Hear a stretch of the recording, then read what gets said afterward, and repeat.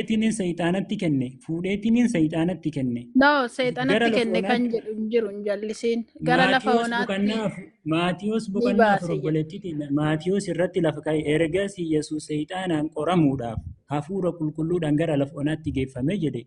Gara lafa onaatti geessee achi booda ammootiyyuu sayxaan itti dhufe yommus inni isa qoruu dhufe ati dhugumaan ilma Waaqayyoo yoo taate dhagoonni kuni buddeena akka ta'aniif abboomii ittiin jedhe. Eenyu sayxaanni qoriinsa isaa itti fufee jira. Yesuus garuu deebisee caafata qulqullaa'aa Kanaafuu seexana miti bar kan geesse seexana osoo hin taane hafuura qulqulluudhaan guutamee gara lafa onaa deeme. Yeroo tokko Seexanatu geesse kan jedhu hin jiru sobiin. Dhageeffadhu anattu sitti agarsiisaatiin yeroo tokko akka namatti dhageeffadhu. Yesuus garuu deebisee caafata qulqullaa'oo keessatti namni nyaata duwwaadhaan hin jiraatu dubbii afaan Waaqayyoo keessaa ba'u hundumaan malee kan jedhu caafameera jedhe. Sayxaanni ammoo gara mandara qulqullaatti isa geesse jedha.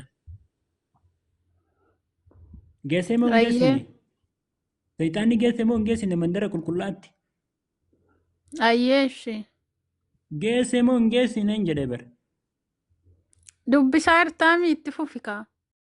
Geesse moo hin geessine sayxaanni hin fuunee jetteetiin hin turte. Sayxaanni ammoo gara mandara qulqullaa'aatti isa geessee fiixee guutuu mana qulqullummaa irra dhaabachiisee jedha.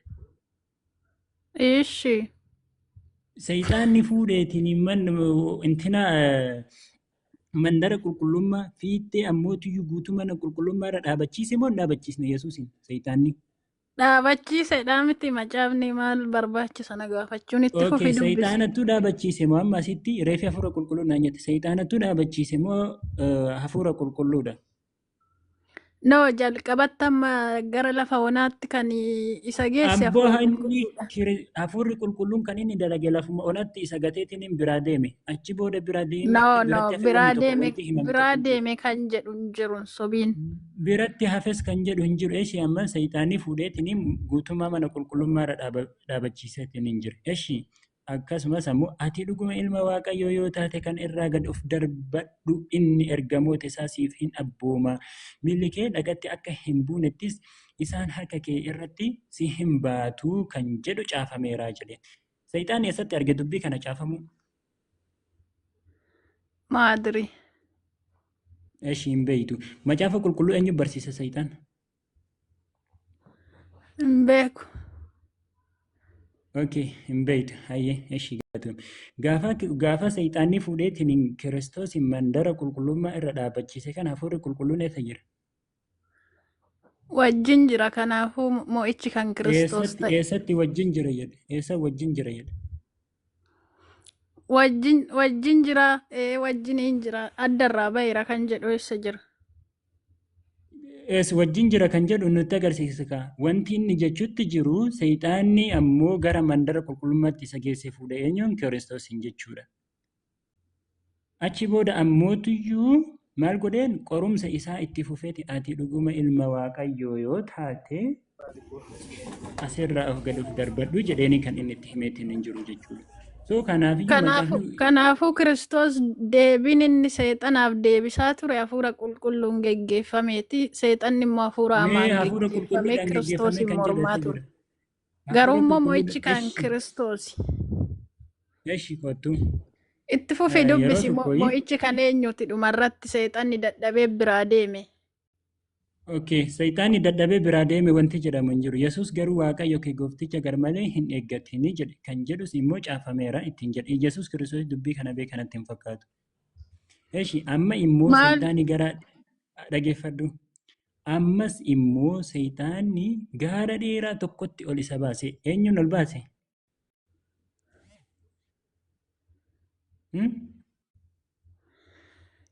Walumaa galatti Yesuus Kiristoos namummaa isaatiin akkuma namaatti qorameera.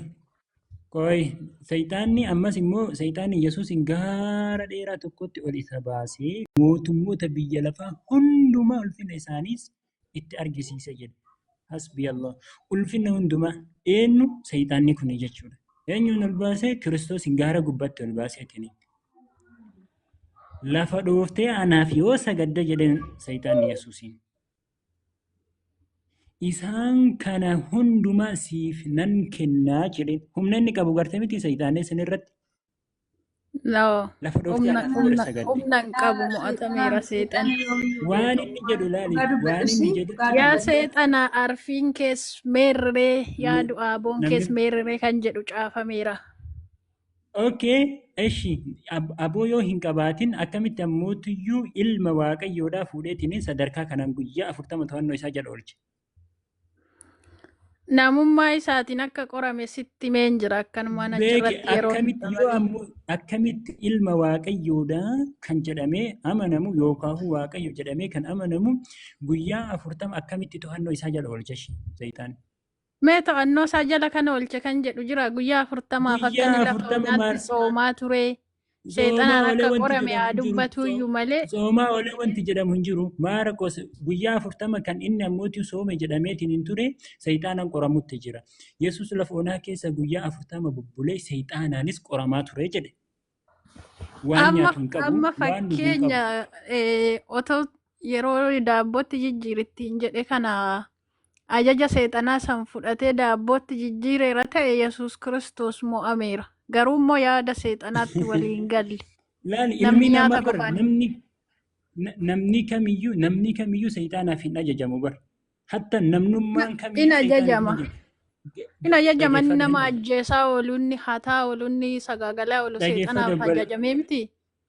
Yeroo tokko ishii dhageeffadha yeroo tokko. Gin Yesuus ilma Waaqaati miti. Waaqa miti. Waaqa jettee amante miti. Waaqa 100%. Gaafa Sayxaanaan qoramu kana waaqa moo inni nama? Namummaa isaatiin gad of deebisee biyya lafaatti dhufeedha macaafni.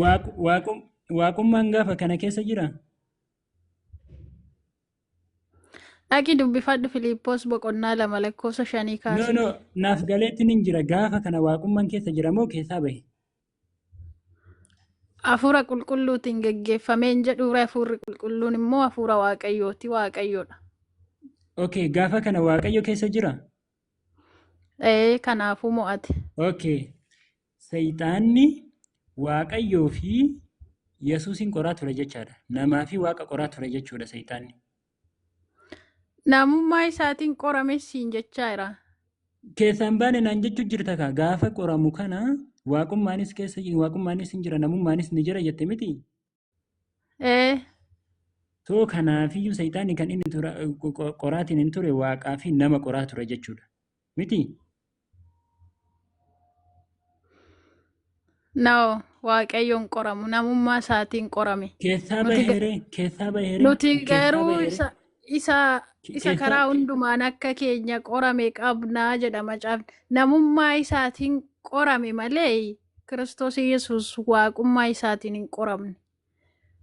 Kunis akka fakkeenya nuuf ta'uudhaaf. Fakkeenya dhalootaaf ta'uuf malee